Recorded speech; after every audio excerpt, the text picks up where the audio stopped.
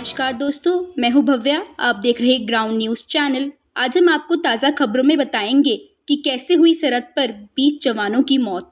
लद्दाख में गलवान घाटी में भारत और चीन के बीच जो कुछ हुआ वह किसी छोटे युद्ध से कम नहीं था। भले इस लड़ाई में गोली बम नहीं चले, लेकिन फिर भी दोनों देशों ने अपने सैनिक गंवा दिए। झगड़े की शुरुआत चीन की तरफ से हुई। जब बातचीत के बाद उसे पीछे हटाया जा रहा था, हाथ, डंडे, पत्थर की यह लड़ाई इतनी भीषण थी कि कई सैनिक घाटी से भी नीचे गिर गए।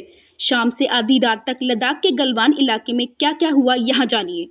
भारी संख्या में भारतीय सैनिक भी उस पॉइंट पर पहुंचे और आधी रात तक हिंसक झड़प चलती रही। भिड़े थे 600 से 700 सैनिक। सूत्रों का कहना है कि करीब 600 से 700 सैनिक के बीच में यह झड़प हुई थी। रात के वक्त हुई झड़प में कई सैनिकों के गहरे नाले में गिरने की बात कही जा रही है। दोनों तरफ से काफी सैनिक बुरी तरह से जख्मी हैं। सोमवार सुबह कर्नल संतोष बाबू ने ही चीन के लोकल कमांडर से बातचीत की थी और शाम को जब वह हालात का जायजा लेने पहुंचे तो उन्हीं पर हमला कर दिया गया। उनके साथ 2 और जवानों की शहादत हुई। इनके नाम है हवलदार पलानी और सिपाही कुंदन। 2019 में संभाली थी कमान। हिंसक झड़प में 16 बिहार रेजिमेंट के कमांडिंग ऑफिसर कर्नल संतोष बाबू वीरगति को प्राप्त हुए। वह आंध्र प्रदेश के सूर्यापेट के रहने वाले थे। संतोष ने 2 दिसंबर 2019 को ही कमान संभाली थी। अब उनके परिवार में पत्नी, एक बेटा और एक बेटी है। उनके पिता फिजिकल एजुकेशन के टीचर हैं। शहीद कर्नल संतोष बाबू हैदराबाद के सैनिक स्कूल से एनडीए के लिए चुने गए थे। चीन को भी नुकसान की खबर। चीन के भी 5 सैनिक मारे गए हैं। उसके 43 सैनिक हताहत हुए। एलएसी पर 45 साल बाद शहादत हुई है। इससे पहले 1975 में अरुणाचल प्रदेश में 4 भारतीय सैनिक शहीद हुए थे, जब चीन के सैनिकों ने घात लगाकर हमला किया था। क्यों चिढ़ा है चीन? क्या है मौजूदा स्थिति? चीन लंबे वक्त से एलएसी पर खुद को मजबूत करने में लगा है। उसने खुद वहां 6000 के करीब सैनिक, आर्टिलरी, गन, टैंक आदि तैनात किए। लेकिन भारत ने जब गलवान पे सड़क निर्माण किया तो उसे मिर्ची लग गई। उसके सैनिकों ने भारतीय जवानों को एक सीमा से आगे जाने से भी रोका। इसके बाद से स्थिति बिगड़ी। अब झड़प के बाद मंगलवार सुबह चीन की तरफ से मीटिंग करने की अपील आई ताकि तनाव कम किया जा सके और हालातों पर काबू पाया जा सके। दोनों देशों के मेजर जनरल स्तर के अधिकारियों ने बातचीत की। दिल्ली में रक्षा मंत्री राजनाथ सिंह ने chief of army staff, army chief, navy chief, air force chief के साथ बातचीत की। मीटिंग में विदेश मंत्री भी मौजूद थे।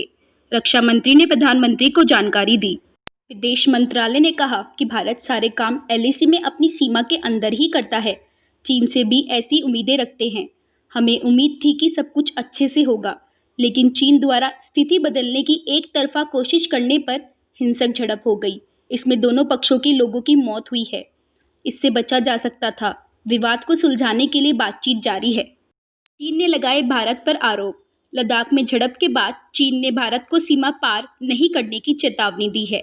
चीनी विदेश मंत्रालय ने कहा कि भारतीय सैनिकों ने सोमवार को 2 बार एलएसी पार की।